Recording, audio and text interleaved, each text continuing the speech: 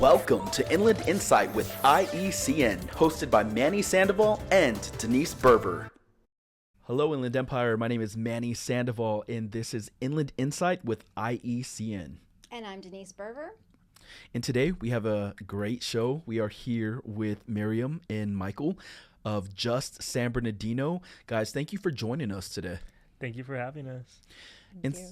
So just to set the tone and explain to those few people in the community, in the region, who may not be familiar with Just San Bernardino, what do you guys stand for? What's your mission? What do you guys do? So Just San Bernardino is a collaborative of 8 nonprofit organizations. We call them 8 nonprofit organizations. We call them legacy organizations because they have been doing work in the city of San Bernardino and in the region for some of them 30 years or more. So they're organizations that know the community, that have been part of the community, and have been working with our community for quite some time. We are focusing on building an inclusive economy here in the city of San Bernardino. And what do we mean by that? We mean we want an economy that is going to be powered by the people. So workers, which is Warehouse Workers Resource Center and Labor Council, are dedicated in really supporting workers. And warehouse workers as well. We have arts, which is Arts Connection, is part of the collaborative as well. We have career pathways, which brings in Blue, ICUC, and then Congregation United for Change, and Blue Educational Foundation. We have housing justice, which brings Time for Change, as well as COPE, Congregations Organized for Prophetic Engagement. And then we have environmental justice as well, which brings People's Collective for Environmental Justice onto our space. So we believe that all of these organizations, all the bases and all the work that they are doing can really support in building an inclusive economy that can bring the community that we have here in San Bernardino, bring them together and really talk about how can we advocate for specific things within different institutions like the city of San Bernardino, like Cal State San Bernardino, which is the university here, right? The Valley College. How can we work with these institutions, so that we can really support an inclusive economy that encompasses all of the sectors that I just mentioned? That's a really diverse group. You have Yes. a lot of different aspects to cover. Yes, we do. So the People's Plan for Economic Inclusion is a central piece of Just SB's work. Can you walk us through that? What does that encompass? What are the goals? What projects are highlighted? And then most importantly, how does it reflect the voices of the San Bernardino residents? Right. So the 8 nonprofit organizations, they did a survey. So it was a research phase of 2 years. It started in 2019. They went out to the community and they asked the community, hey, what do you see in this? What do you see as an inclusive economy? Like, what do you feel that this community needs in order to build an inclusive economy? So they gathered information of over 4,000 community members, and that encompasses, again, all of those sectors. And all the community members gave this feedback. We need environmental, we need jobs, we need good jobs. We need to focus on more careers, not just the warehouse employment, right? We need arts, we need that creative field. So they gave that feedback, and then that feedback was published in what we called our People's Plan for Economic Inclusion. And that was published back in 2020, I believe. 2021. Sorry, 2021. And when that was published, that's where we said, this is everything that the community is asking for and is seeing that is needed. And pretty much out of that book, if you see it, it's a pretty thick book. So it has a lot of information, because imagine you ask 4,000 people, what's lacking in your city? They're going to give you so many things. So our job coming in, so my job and Carolina's job, which we are the co-directors of Just San Bernardino, was to really see how can we bring this down, right? To work on some things that are really doable, that we can actually accomplish. So we came, so Carolina and myself, Michael, Rocio at this time. We are the 4 staff of Just SB, and we, with the 8 executive directors, we all came together and talked, okay, what is actually doable? And what was said that was doable is purposeful pathways, so the purposeful pathways to good careers, good jobs, CBA, community benefits agreement, and land acquisition. So those three areas are the ones that we felt we could really focus and still encompass a lot of what was determined in the people's plan. And it also gave us goals that we can actually move forward, tangible goals that we can actually move forward with. And overall, the biggest thing of the process of how we move is community. We don't move if community doesn't move with us. From the beginning, the People's Plan was about asking the community. And now currently with those three areas, we're still focusing on, okay, how can we move the community, which is, we did the forum at outside of City Hall, Right. we're talking about CBA. And we, after that, we're going to be doing a community engagement project that's really going to bring in community and say, hey, how do you see community benefits agreement actually acting in your life, right, in your community? Can you explain what a community benefits agreement is for those who might not be sure what that encompasses? Yes. Yeah, so CBAs, so community benefit agreements, are legally binding documents, and you usually sign them between the city, the developer, and then the community groups, right? So our collaborative is functioning as the community groups that could be the intermediary between community and the developer, as well as including community in those discussions, right? As well as like leaders we identify through the work. But it's a legally binding agreement so that if developers don't hold their word on whatever's agreed upon, you can then take them to court, right? And ask for some money back or whatever it may be that we need to then build up our blocks in the development zone. But you can ask for environmental justice protections. You can ask for local hire. You can ask for affordable housing percentage, career pathways through like the union jobs that they provide, right? So there's apprenticeships. Is there anything I'm missing? Infrastructure development, like if there's broken roads near the development, you're like, hey, we really want this, fixed up because, we need traffic lights for children crossing the street near here, or whatever it may be. So really, whatever the community identifies as the needs in that development. Yeah. An example would be the San Bernardino airport community, right? It's another coalition that has been working near San Bernardino Airport.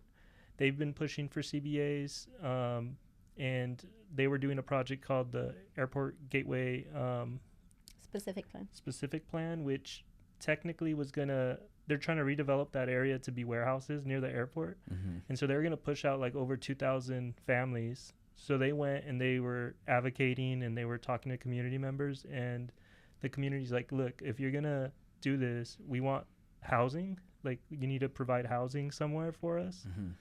And you need to fix all this infrastructure needs. And we also want buffer zones. Like, we don't want just these warehouses next to homes. You need to put some type of green zone, some type of parks that are like blocking the warehouse view. I'm sure you've seen all Bloomington. These images. Exactly. There's like that image of Bloomington, right, with the warehouse right behind those people's homes.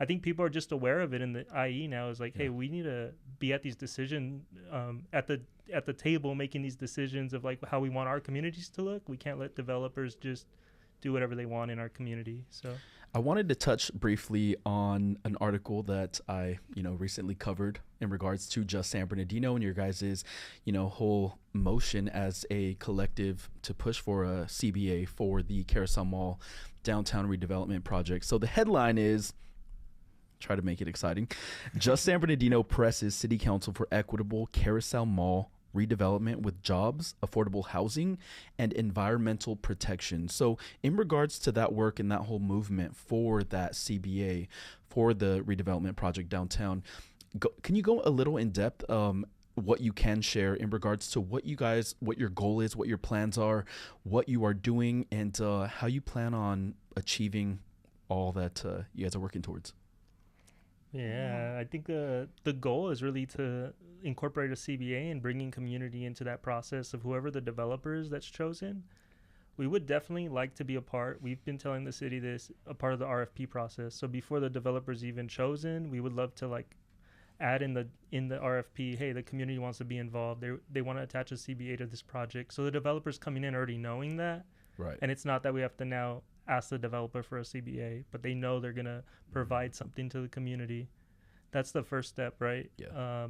But overall, we want like local hire. We would love a percentage of affordable housing there, some type of EJ protection, whether that's air filters, more greenery, things to just protect the community there. As you know, we have terrible air quality.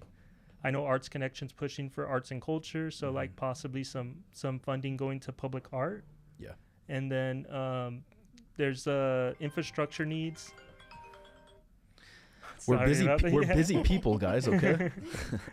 But yeah, that's kind of the goal. Would be like the community input, making sure we're at the table, making sure the developer is willing to work with the community, and making sure that like at least the basic needs of the community are met, right? And I would say it's necessity. It's not a benefit for the community. It's like the actual needs, the actual necessities that communities need to thrive, like housing, right? Yeah. Right. Like so it's jobs. not just the economic stuff. Yeah. It's basically an entire quality of life. Exactly. Yeah, It's yeah. a quality of life discussion. Yeah. Well, I think- also, go ahead. Yeah, I think also more than anything, what we need in order for a CBA to be successful in the city of San Bernardino is we really need to come together as a community and as a city and as developers, right? So I think that we need the community to be part of these decisions making. We need the community to be at the table when these discussions are happening, because at the end of the day, it is our city, it is our community that they're talking about, right, and developing, and the city really needs to advocate for those things to happen. The community cannot, we cannot do this alone, and the city cannot and should not do the development alone either, because then they're not being responsible to their constituents. So I think that is one of the biggest things. Like, what is our main goal is really to work with our with our city, to work with the developer, and to work as a community to bring this forward. And again, as Just SB, we believe that this is part of that economic inclusion value that we want to make sure that is happening all around. And I think we are the city, right? Like us people who vote, us people who live here, we do make up the city. It's our tax dollars, it's our property dollars that are really providing for the city to even function. And I think there's a lot that goes into that. And I think it's like, what do we want to see there? And I think that's why we're trying to do this next workshop with the community. That's going to be like, what do y'all envision, right? Like, what do you want to see? February 8th, right? We changed it to April 5th, I believe, Got it. to give us more time to plan and engage the community to come out. So April 5th. Yeah. Yes. Yeah. And you can find it online. You can find it on our Instagram at Just San Bernardino. But I just also wanted to say, do we want to see a corporate downtown when development happens, or do we want to continue to support mom and pop shops? That's a huge thing that we've been pushing, is like right now, I'm sure you've seen it. You all are at Studio D in downtown San Bernardino. There's a lot of cool little mom and pop shops. There's a lot going on popping up. down there. And like, that's a cool vibe. Like, do you want to just see more Starbucks, more McDonald's, more anything corporate that you could think of? Like or the do you 5th wanna... Street Gateway project? That's something that I'm not totally for. I'm like, it's cool that they're trying to develop, but like they could have put mom and pop coffee shops there and whatnot. Like we have Birdcage Cafe, which is amazing. Yeah. Give them a permanent spot on 5th Street. You know what I mean? Yeah. I remember Central City Coffee for a second too. I thought was 10 out of 10, and something happened with that one too. So it's also, how do we find this? That's something we've been exploring, right? And I think that's with land acquisition, but it's just like, how do we support people in these, in their entrepreneurship? Like, how do we make sure people can have access to funding to even start their businesses? Because that does hold people back locally, right? Because you need to have assets. Right. Yeah. Before we get to land acquisition, I want to kind of just dive into affordable housing. Can you guys define what affordable housing is? I think a lot of times people joke about San Bernardino being what it is, obviously. What we see that it's perceived as often, but what we know it is. It's still it's still expensive to live here. But I think there's kind of this notion from people who live in other cities that it's like cheap, that it's, run down. That's not necessarily true. What is affordable housing, and what are some of the issues that you guys see happening currently with the living and housing situation. I know, recently I was at one of your guys' events, and someone from, I think, was it Warehouse Workers, i.e. Warehouse Workers Resource Center. Warehouse Workers Resource Center stated that there's an influx of people working here in the valley, but then driving up to the high desert because it's cheaper to live there than it is here. And that goes back to the whole quality of life notion. You're spending 2 hours to get down to work, possibly 2, maybe more on a Friday to get back up home to work. And that's after working a 10 to 12 hour shift at a warehouse where they're not necessarily even possibly treating them with the most, grace or resources or tools. And that's a whole nother subject. But what's the importance of affordable housing, and what is it in general? Yeah, so I would say there are 2 organizations in our collaborative, ICUC, Indian Congregation United for Change, and COPE, Congregations Organized for Prophetic Engagement and Time for Change. They are focused on doing that organizing and really understanding housing here specifically in the city of San Bernardino. So I would definitely I would give a little bit more for them to really give that understanding of what is affordable housing, and ask the work that they have been doing, like what has community been doing in regards to affordable housing. There is a survey that PSEJ, People's Collective for Environmental Justice, COPE, and ICUC that they all worked on, and there's going to be at our CBA meeting in April, we are going to be releasing a small report with that data. So I think we're going to have a little bit more information there. So I would say we'll leave it up to them to give more information on that. However, I think for us, like I can say, Michael and I, we live here in the city of San Bernardino, and we believe that affordable housing should be a house that you can afford with the job that you have. That be it, you are somebody working at Stater Brothers, if you're a cashier at Stater Brothers, if you are a teacher, here in the city of San Bernardino, if you are a director in the city of San Bernardino, whatever job that is paying you minimum wage and up, you should be able to afford a house and live here in our city. Our biggest thing and our biggest lift is we would love to live in a city where you can live, work, and play, and like that is ideal. That is part of what an inclusive economy should be, that you should be able to, you don't have to drive an hour out, and live an hour away to get to your job, and we also see that here in San Bernardino. Some people live here, but they work all the way in LA, because there's just, it makes more sense to them. Or yes, they live here, but they go work somewhere. It's a lot, I think. And it's a drain on resources, not only financially, but personally, that's time you're missing from your family. That's time you're, not to mention the stress of a commute, and so it's a lot. Yeah. I think the short answer, though, of what is affordable housing, just subsidized housing, so that families have access to that. And it's like maybe, $1,200 for a mortgage, and they're still paying a mortgage, but it's just way more affordable than a $3,000 mortgage for their size of their home.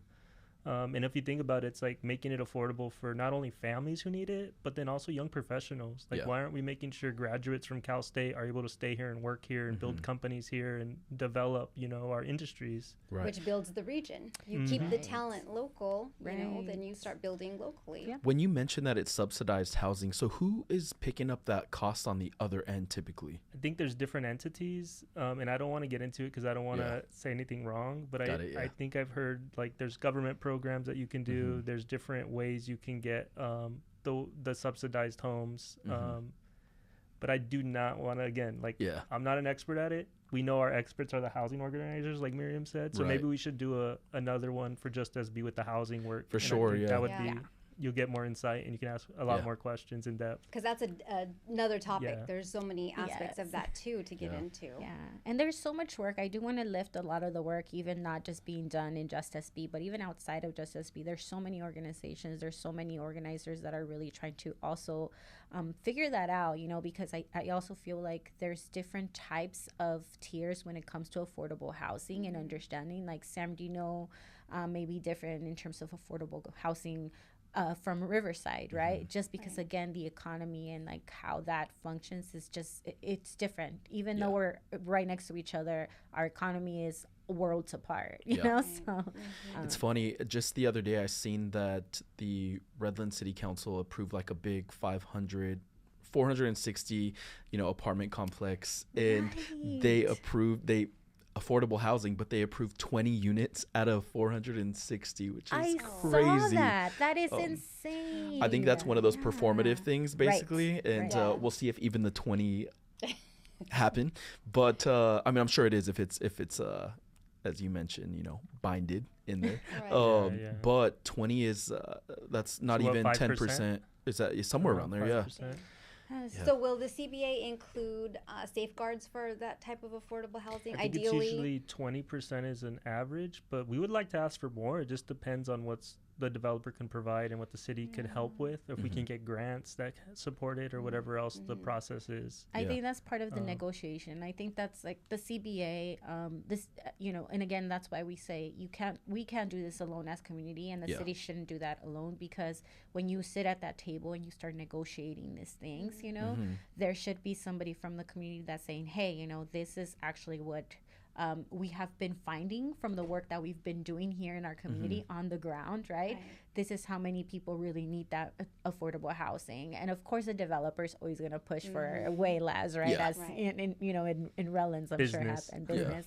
So I think it's definitely, it's part of those conversations that take place between community, institution, and developers. And I think again, more than anything, is we just want to make sure that those conversations take place. Can I just say, if you want to learn about the process, you can go on our website. We have a resources page, and we have a comic book that kind of goes through a fun way of talking about CBAs. And Makes then it there's digestible. and then there's like the more textbook, the toolkit, which was taken from resources on the internet, and we developed our own. But it kind of talks about the process, and there's negotiations. So it is like a business contract, right, where you come in and maybe they're going to say, well, we can only do this much for EJ, but we can give you the 20% affordable housing, and we can give you the local job hires or whatever it may be.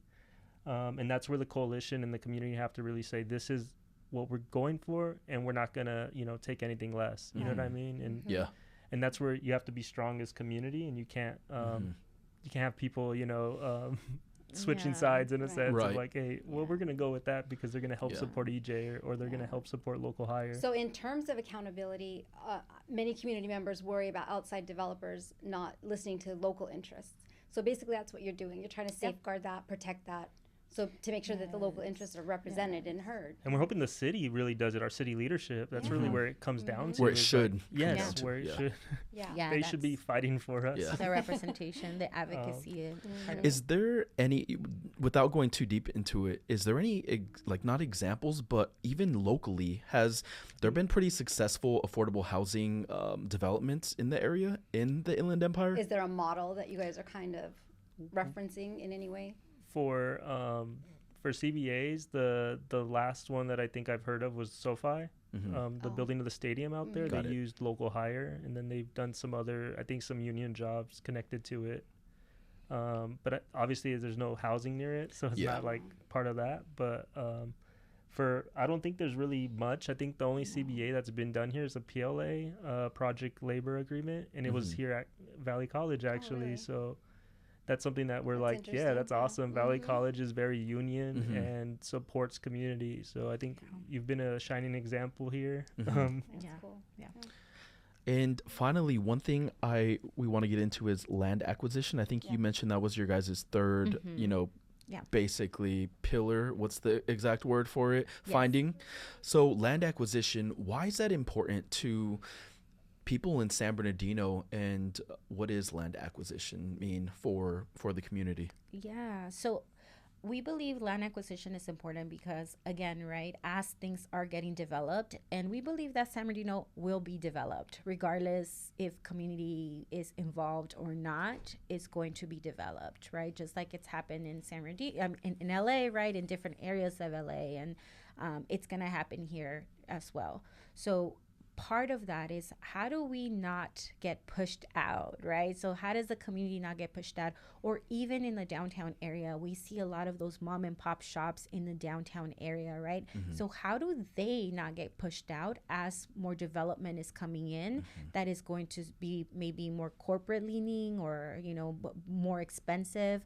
How do we keep those businesses that have been doing so much work in the downtown area, how do we keep them there as well, right? So these are all forms that we are really exploring, so that we have no set on one model of land acquisition. We are really observing different models. Like, we're observing like commercial mixed use space, right? So like, what would that look like as an actual development project for where community and businesses can be part of it?